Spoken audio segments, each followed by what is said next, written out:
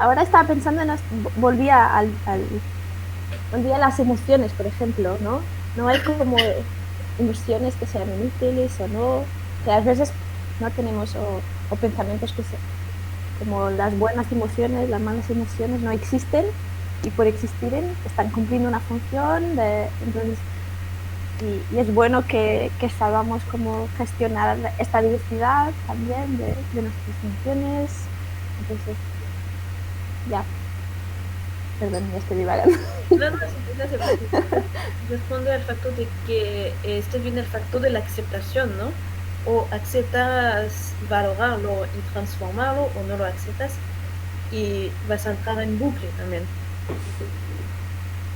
Y eso que has dicho, Bruna, has traído lo de las emociones, me ha gustado mucho, porque, o sea, no se piensa en la diversidad emocional, muchas veces quizás, ¿no? O sea, se ignora en ciertos aspectos y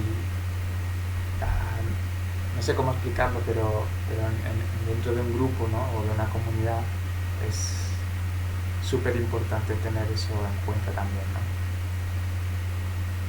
Sí, de hecho, a mí siempre me ha generado muchísima polémica todos estos recursos que ahora están súper de tendencia, educativos para niños sobre emociones, ¿no? No sé si suena el monstruo de colores, Creo que no sé si es, sí. bueno, que son cuentos y tú conoces, ¿no, Bruna?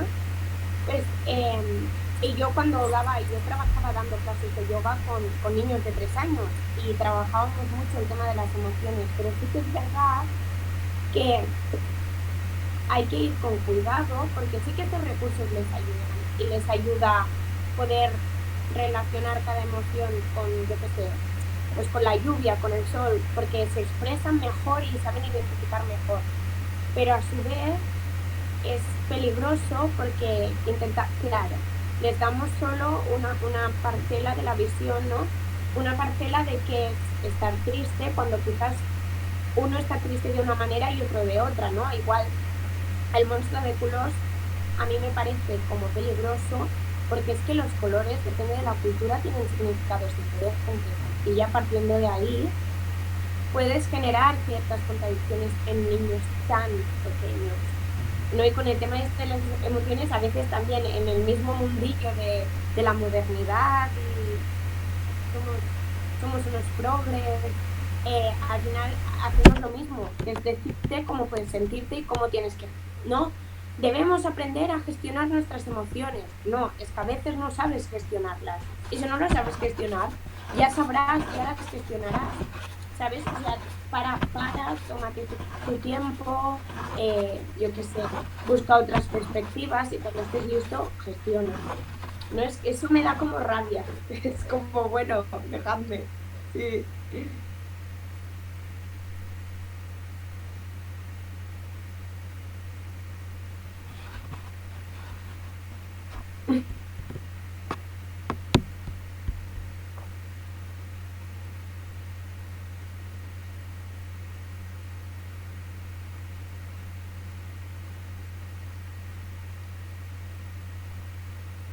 Yo creo que lo que quieres decir también es que para valorar la diversidad hay que ser consciente de sus propios prejuicios, ¿no? En ese sentido, de que tú tienes que entender lo que a ti te ha condicionado para entender lo que condiciona a la otra persona, ¿no? Claro, claro,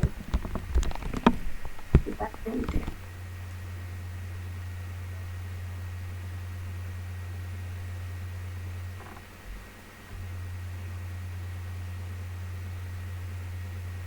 Sobre todo si trabajas, pues eso, con personas.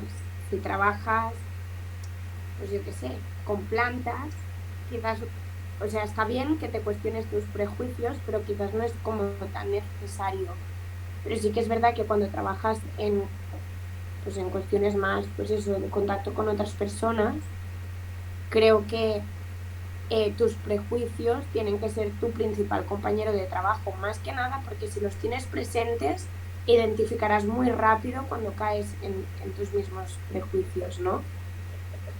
Si intentas demostrarte y demostrar al otro que tú no tienes prejuicios, que estás súper deconstruido, que lo has hecho súper bien y que leer a Michael Foucault te abrió un mundo de magia. A veces ahí cuando para mí caes en la mala praxis, ¿no? Primero es reconocer tu humanidad, por lo tanto tus grandes errores, y luego pues trabajar con ellos cerca, porque quizás te cuesta corregirlos, pero si los tienes presentes, al menos podrás prevenir no caer en ellos, ¿no? Pero yo creo que se puede aplicar a la ciencia también, ¿eh? Que Puede ser, sí. yo creo que cuando estás científico y estás investigador, tienes que tener la capacidad de poder ser sorprendido por algo, porque si no vas a querer pegar lo que tú estás, o sea, tu idea de lo que estás buscando a las cosas que encuentras. Y, y bueno, tú lo aplicas a lo social, pero yo, por ejemplo, sí tenía que aplicarlo a la cultura y muchas cosas de patrimonio culturales, donde se habla muchísimo de la diversidad, ¿no? Pero claro, tienes que pensar a toda la historia de lo que es el colonialismo, cómo es valorar la diversidad de una comunidad, por ejemplo, sin tener este papel de la persona que va a hacer un desarrollo sostenible de esta comunidad o no sé qué, o hasta por ejemplo, en la arqueología, ¿no? Muchas veces pasa que ellos encuentran algo, una pieza, algo, y hay un montón de teorías sobre la utilización de esta cosa, ¿sabes? Como, como saber cuál era en realidad, porque cada arqueólogo va a poner su idea sobre lo que es, ¿no? Sí. De hecho, ahora quizás os reís de mí, pero a mí, por ejemplo, siempre lo he pensado. Y creo que ahora, viéndolo, creo que encaja mucho con esto de usar y valorar la diversidad, ¿no? Yo, sin saber mucho del tema, os tengo que decir, sí que es verdad que muchas veces he pensado que en la búsqueda de vida fuera de la Tierra, para mí el principal error es el concepto que tenemos en sí de vida, totalmente relacionado pues eso con un concepto humano de vida, ¿no? Y quizás si tuviéramos ese pensamiento divergente y fuéramos capaces de imaginarnos o de no encasillar el concepto vida, encontraríamos vida, porque no sé si me explico, porque es un poco, ¿no? Sí. Pero desde nuestra propia visión Claro, tenemos un concepto de vida, por lo tanto buscamos algo similar similar o a dentro de nosotros. lo que nos imaginamos diverso a nuestro concepto ya se basa en nuestro propio concepto.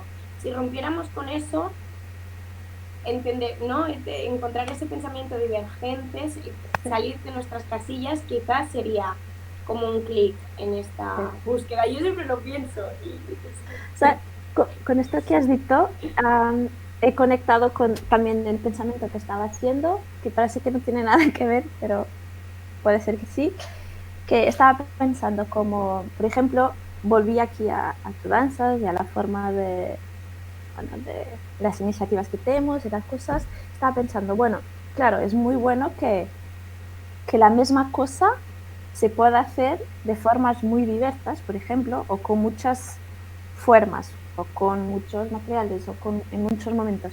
Pero es necesario que algo esté muy bien definido, pero este algo es muy poco. Entonces, casi como tú decías, ¿qué es la vida, no? Entonces estaba pensando en esta cosa de qué es la esencia que tiene que estar muy bien definida para que después puedas hacer los cambios. O sea, que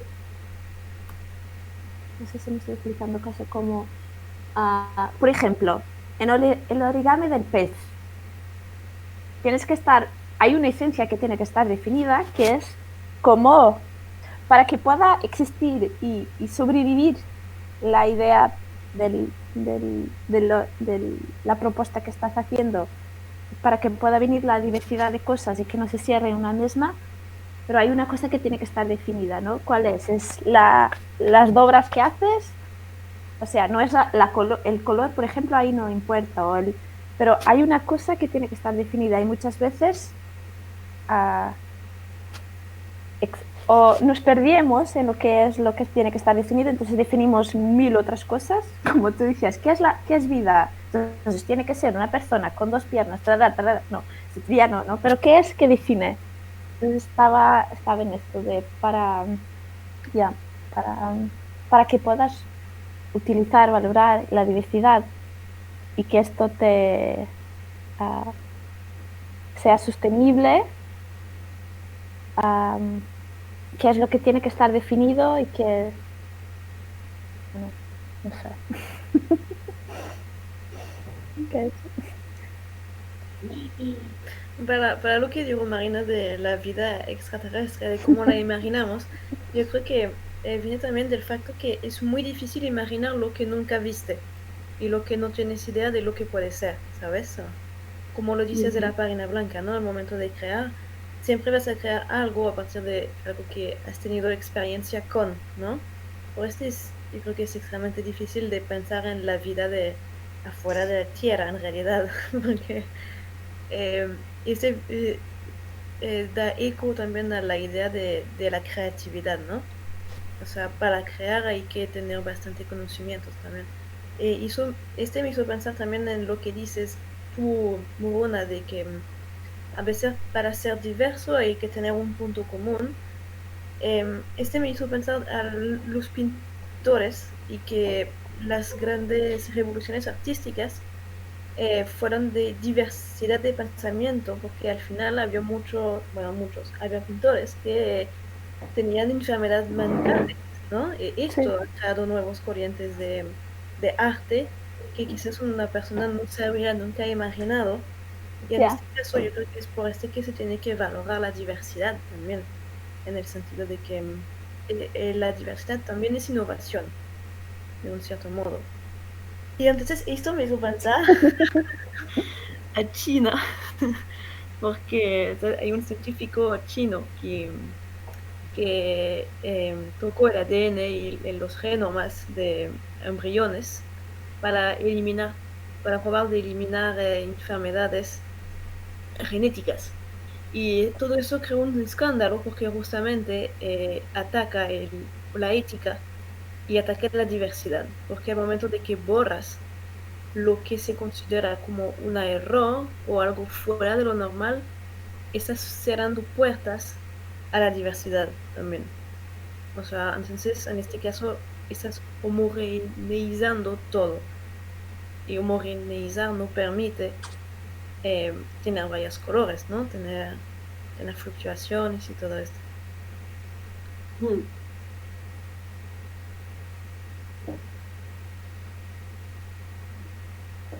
Me fue un poco lejos en el, del pensamiento. Pues de extraterrestre a China.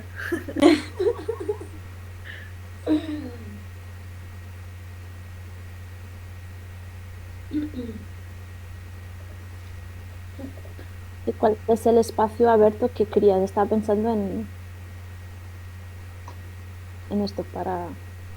Hay que dejar espacios abiertos, espacios en blanco, no sé, como vacío, silencio. Estaba pensando en esto. ¿Qué es que permite que la diversidad exista también? El vacío, el no saber, las posiciones de no saber, el, el silencio, el vacío, el dar espacio también a esto, ¿no? Permitir uh,